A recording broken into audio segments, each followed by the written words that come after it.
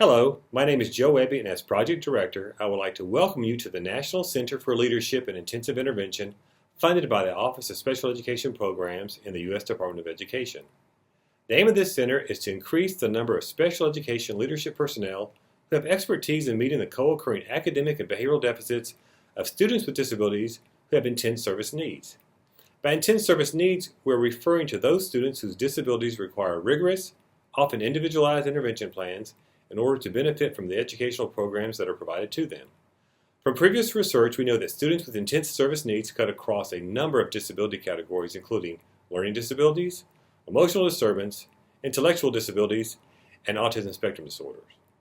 We also know that this group of students tends to struggle in both academic and behavioral domains. As a result, we have organized the training activities of this center around the areas of reading, math, and behavioral interventions, as well as the integration of interventions in each of these areas. To address the shortage of leadership personnel in this area, we have created this center with 4 specific objectives in mind. First, we have organized a consortium of universities whose faculty have expertise in the area of intensive intervention. These universities are the University of Connecticut, the University of Illinois Chicago, the University of Minnesota, Southern Methodist University, the University of Texas, Vanderbilt University, and Virginia Commonwealth University. In addition, we have identified other partners including the Collaborative for Effective Education Development, Accountability, and Reform, or CEDAR, the Iris Center at Vanderbilt University, and the National Center on Intensive Intervention. Each of these centers funded by the Office of Special Education Programs. We have also partnered with the Accelerated Academic Achievement Research Center, funded by the Institute of Education Sciences. Each of these organizations will work with you as a part of your training. Second, we have proposed a funding of a total of 28 NCLII scholars across the participating universities who will receive training in intensive intervention. This training will involve coursework, research internships, and across-university collaborations that will provide each scholar with a rich educational experience. As a part of this training, for our third objective, we have developed an online intensive core curriculum that will be used as a part of the training of NCLI scholars, as well as scholars from other universities who have interest in this area. Finally, we have proposed the creation of a website, the Intensive Intervention Network, which will serve as a way to advance the research and implementation of intensive intervention.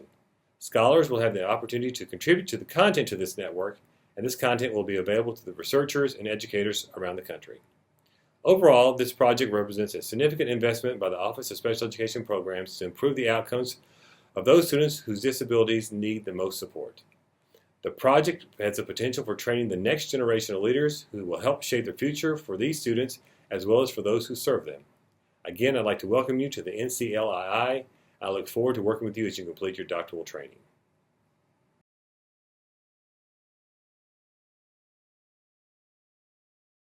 Hi there, my name is Kristen McMaster and I'm a special education professor at the University of Minnesota.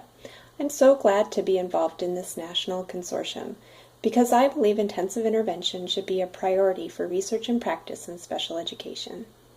For too long, students with disabilities have experienced subpar outcomes compared to their peers without disabilities in a number of areas. For example, there's a persistent achievement gap between students with disabilities and their peers in core academic areas like reading and math, and this gap tends to widen as students progress through school. Students with disabilities, especially those with learning or behavioral disabilities, are more than 3 times as likely to drop out of high school than their peers without disabilities. They're less likely to go on to post-secondary education, they earn lower wages, and they're more likely to spend time with the criminal justice system. Clearly, these are unacceptable outcomes for students with disabilities. Now that I've depressed you a little, there is some good news.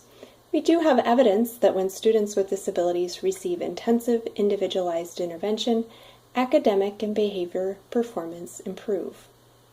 And when students experience academic and behavioral success, they're more likely to engage in their classes, stay in school, and hopefully go on to lead productive and happy lives.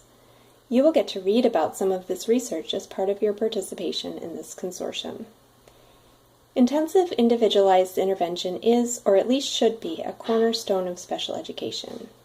I believe it's our moral imperative to provide leadership in the field to continue to find the most efficient, effective ways to identify students in need of intensive intervention and to help practitioners implement intensive interventions in ways that lead to enduring positive outcomes for individuals with disabilities.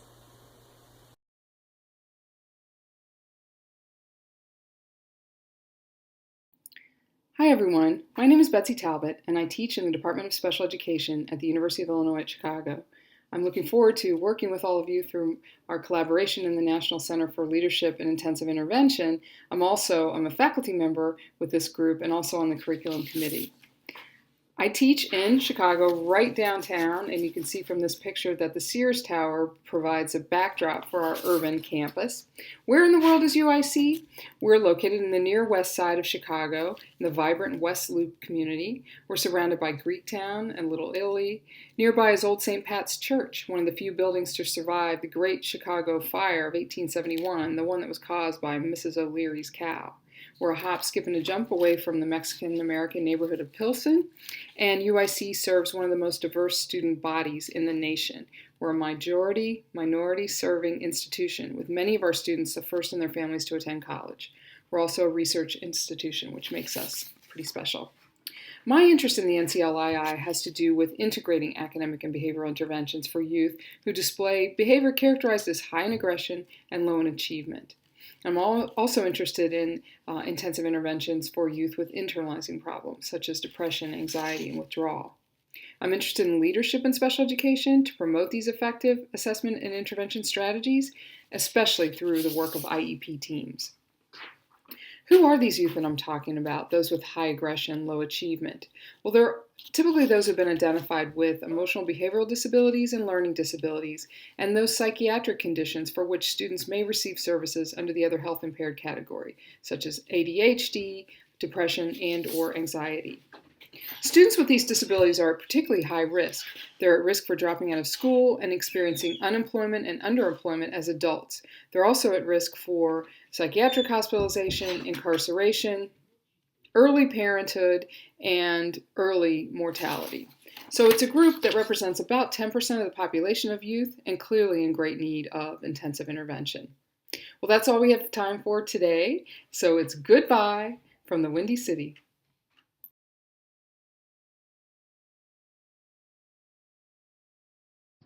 Hi, I'm Devin Kearns. I'm an assistant professor of special education at the University of Connecticut and one of the faculty members in the National Center for Leadership in Intensive Intervention.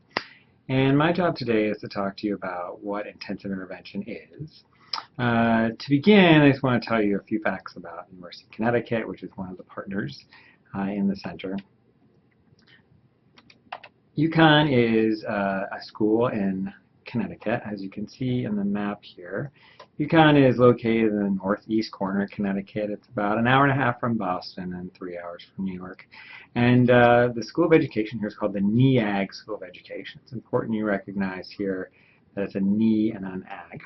And we're really thrilled to be part of this exciting organization. I'm going to describe a little bit about intensive intervention, but I also want to be clear that there are a lot of great resources available online that will tell you similar things, one of which is the National Center on Intensive Intervention, which has a number of excellent web resources, including webinars that can describe to you in great detail intensive intervention.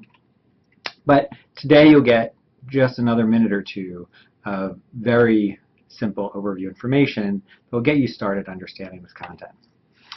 And to do that, I want to have you think a little bit about a student you may have taught. Almost all of you will have been clinicians or teachers, and you have experience working with kids who might seem a little bit like the kid in this picture.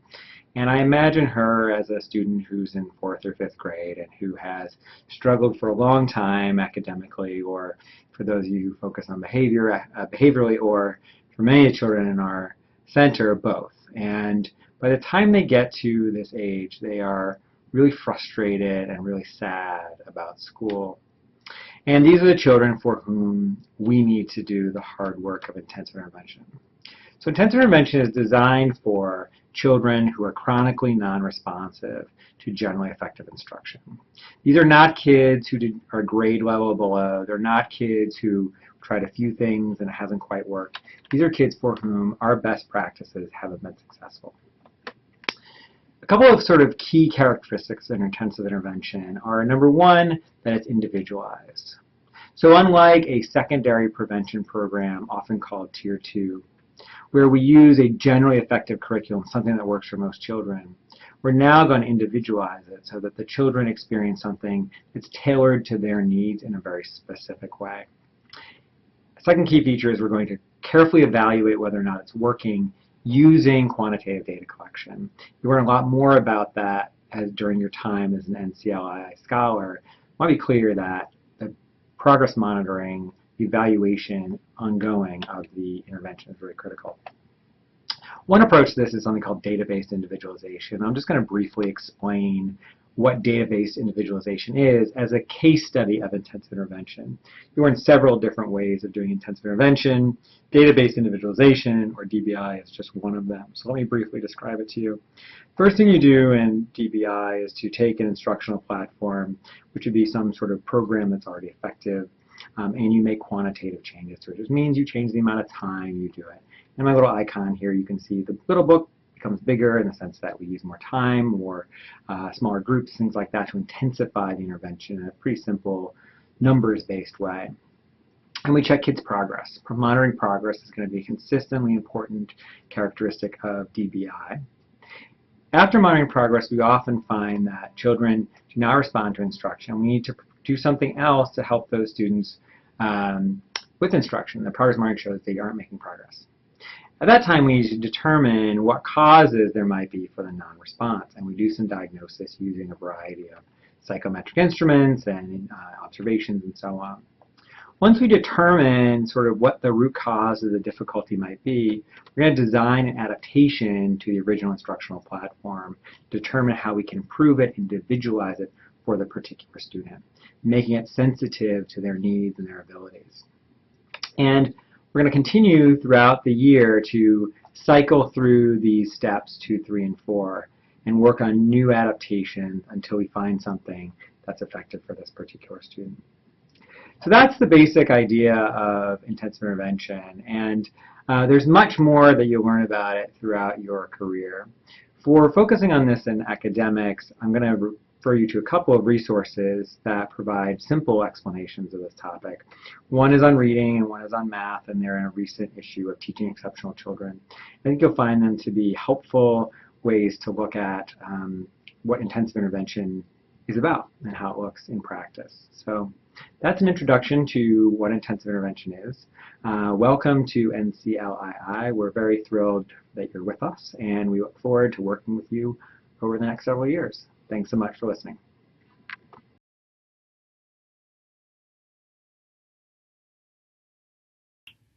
Hi, my name is Kevin Sutherland. I'm a professor at Virginia Commonwealth University. I wanted to take a little bit time to welcome you to the NCL 2I program, and I wanted to talk a little bit about intensive interventions and the relationship between learning and behavior problems. So one of the things that I think this program will help you with and will be important for you to understand is this relationship between learning and behavior problems. And we're still kind of unsure about how these learning and behavior problems work, whether they work together, whether they influence each other. There's several kind of hypotheses out there about how these things work. And so, for example, for some students that have significant behavior problems, they may also have kind of concomitant learning problems that are associated with their behavior problems. So if they struggle in the classroom with being engaged and with disruptive behavior, then it's going to impede their learning. On the other hand, you have some students who may have more significant learning problems, and therefore they become frustrated and try to avoid tasks or escape tasks by acting out. Then thirdly, and something that I think is really interesting, is this idea that these learning and behavior problems kind of impact each other reciprocally across time. So that as students struggle academically, their behavior gets worse, and then that impacts their academics and learning in a negative manner, and so on. So these are just some ways that learning and behavior impact each other, but it really highlights the importance of intensive interventions, both for learning problems as well as for behavior problems. And as you can see, for a student that might have intensive learning needs, that behavior might impact the learning aspect, then choosing the correct interventions to help them with their learning needs is really important and can have an impact on their behavior. It's a really exciting time for you to come into this field because there's so much to do and so much to learn. How we make intensive interventions efficient for teachers to use in classrooms, how we measure how teachers implement them, how we make them feasible for teachers to use, what's the relationship between, is it more important, for example, for teachers to implement a lot of something versus to do some things very well? So there are a lot of questions out there and a lot of opportunities for you to contribute to the knowledge base in science in this area. So welcome, and time to get to work.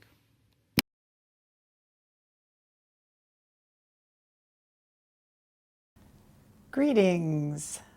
I'm Sharon Vaughn, a professor at the University of Texas and a member of the core faculty for the National Center for Leadership on Intensive Interventions. Greetings to all of you scholars who are involved in this exciting learning opportunity to better understand intensive interventions for students with significant and often intractable academic and behavior problems. NCLII is a wonderful opportunity to increase your specialization in perhaps the most important area in special education, intensive interventions. It's also an opportunity for a rigorous but valuable access to learning that will allow you to claim expertise in intensive interventions and improve your knowledge and practice for future educators. What's exciting about this opportunity? I think there's two things that are really going to be fun for you, but also just a terrific learning experience. One is that you're going to have a chance to network with a cadre of young scholars like yourself across the country and to extend your knowledge by interacting with them, contributing to their knowledge as well as gaining knowledge from them. The second thing is that you're going to have a chance to extend the mentorship that you have at your home institution by being involved with faculty from other institutions, expanding your knowledge and skills and increasing your network. So welcome to NCLII, and I look forward to getting to know you.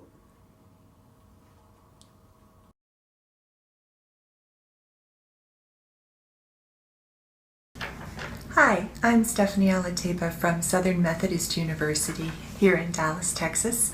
Welcome to NCLII. I wanted to give you a little taste of the different modules that you'll be working on this year when it comes to thinking about intensification. The first is using general outcome measures, and so that would include curriculum-based measurement. The second is more of a mastery approach that might either focus on single skills or a hierarchy of developing skills. Could also include curriculum-based measurement or curriculum-based assessments that would be a little bit more proximal to learn whether students are mastering what you're designing them to master. The next would be single case designs, using single subject or single case design studies to observe behavior and to see how students' behavior is changing across time. That could also include some curriculum-based measurements in academics and some behavior. The next type is an alternative approach, and that would be using diagnostic prescriptive teaching methods, looking at moderators that are impacting a student's ability to respond to treatment, and aptitude by treatment interactions. So all of these 4 different methods will be covered in the requisite modules this year that you'll be studying with different faculty members across the various centers. I know we're all looking forward to working with you, and I think you'll find that we're very collaborative and that there's a lot of synergy across the various sites. So we're all about trying to learn more around intensive interventions. There's a lot of challenges that our field is facing, and we're eager to move forward with some potential solutions and try them out. And we'll keep working together over subsequent years to continue this type of work and to further refine and move forward. So no expectation that we're going to master everything this year, but more that we're going to be learning about some challenges and then working through them over the years. So again, I welcome you and look forward to meeting you. Bye-bye.